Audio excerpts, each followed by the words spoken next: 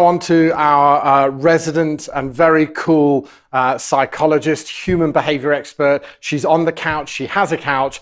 I mean, Sabina, welcome on this morning. Thanks again for joining us and being a part of this. I mean, that was such a story from Prue around resilience, wasn't it? And around adapting. And you know, even in the face of her convention center burning down a few months before COVID-19 and then having to deal with that.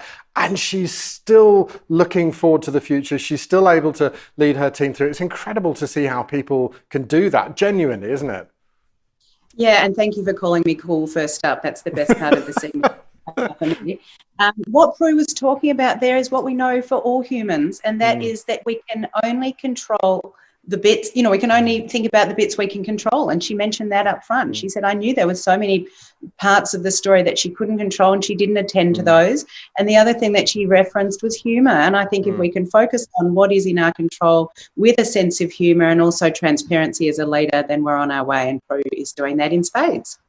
And it's good timing now. I mean, you and I chat about this quite a bit as the week goes on. We're going into a week now, next week, where restrictions are being eased here in Australia as well. So 20 people, up to 20 people you can have in your own home. That includes your own family members. Restaurants and cafes are also having their own numbers that they can work to. There's some very certain restrictions and things that they've got to adhere to be able to do that. But we talked just a moment ago with Prue around elasticity with consumers and the return to a level of normality. Do you think that we are going to be quite elastic when it comes to our behavior and we're just going to want to go back to how things are, or are we going to have this fear in there of something bad happening?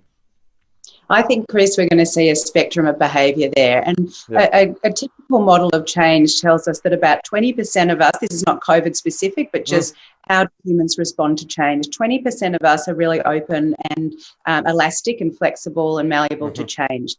50% of us tend to be, on average, kind of fence sitters, and we'll watch, and we might be slightly late adopters, and we'll see what's happening before we accept the changes upon us.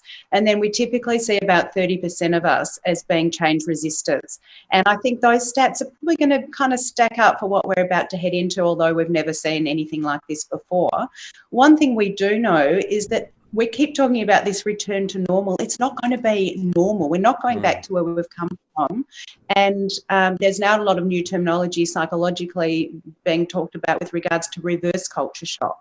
We have to re-enter something in a new way. We're not going back, we're re-entering a new domain. And this reverse culture shock, we take a lot of our research from people who have perhaps been in the Antarctic or in space, or so they've been out of action and away from society for a long time. And although we haven't all been in space or in the Antarctica, we have been removed from our normal day-to-day life. And I think our senses have got used to that. We're not used to traffic. We're not used to noise. We don't have to navigate school pickup and school drop-off.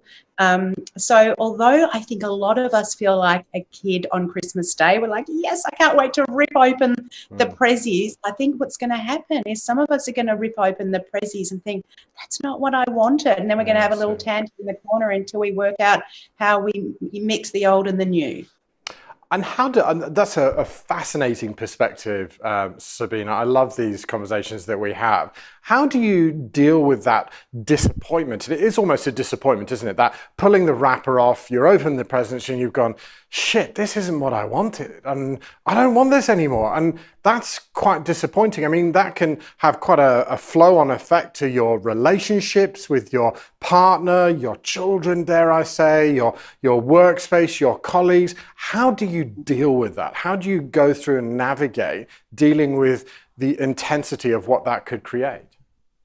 So I think the first thing we need to do is expect that some of us are going to be disappointed. And I haven't heard many people talking about that. A lot of people are saying, I can't wait. Where are we going to go? Where are we going to meet? When will we get together? But it's not going to be the reality for everyone. So we need to take a slowly approach here and recognise that some of us will be disappointed, and that disappointment's fine. We know how to cope with disappointment. We've all been disappointed before. But at the moment, there is kind of a honeymoon fantasy mentality that I'm hearing, the word on the street with people that I'm talking to on the airwaves or with clients that can't wait. And I think we just have to be aware that that's probably not going to be the reality for everyone. And also that this reintegration takes time. It's taken us, I often say in pregnancy, it takes you 9 months to until you have a baby, and it's going to take probably 9 months to get back, some of your body and the way you're feeling about yourself after having a baby. And I think it'd be easy to say that this has been kind of a 9-10 weeks, I'm not sure, about approximate period of COVID. We need to expect at least that time again in order to get our, skates back on and to recalibrate to this new way of being. And we don't know what that's going to look like. So I think there needs to be some realistic thinking, both in the workplace and in homes and in relationships, as you say. Otherwise, we're all going to be taken by surprise. We also need to consider people specifically who may have, I'm going to go into the mental health space here, so OCD or social anxiety. Those kinds of conditions could really be inflamed or even just introversion, which is not a mental health issue. A large part of the society are loud. I was going to say loud and proud introverts. It's the wrong way to put it, but are proud introverts. They're not loud. And for a lot of them, this will have really suited them. I know a lot of people in relationships have actually said, I've loved having this time with my partner or my children and no distractions. I don't have to share my partner with anyone. So there's going to be a sense of loss. Again, you and I have talked about loss and grief, but we didn't anticipate that the return or the reintegration and this reverse culture shock would bring grief, because we think it's the new Prezi on Christmas Day, but it will bring another bout of loss. I think there's no doubt we've agreed all the way through this, Sabina, right from the start when you joined us on our first episode, that there's going to be this whole wave of emotions that we're going to go through with this entire journey. We're certainly not even anywhere there yet. So I'm thrilled that you joined us again today. I look forward to working with you on the next few episodes as we go through and see what the future brings and how we keep ourselves in check and really focused on what's important to us. Thanks again, Sabina, for joining us today.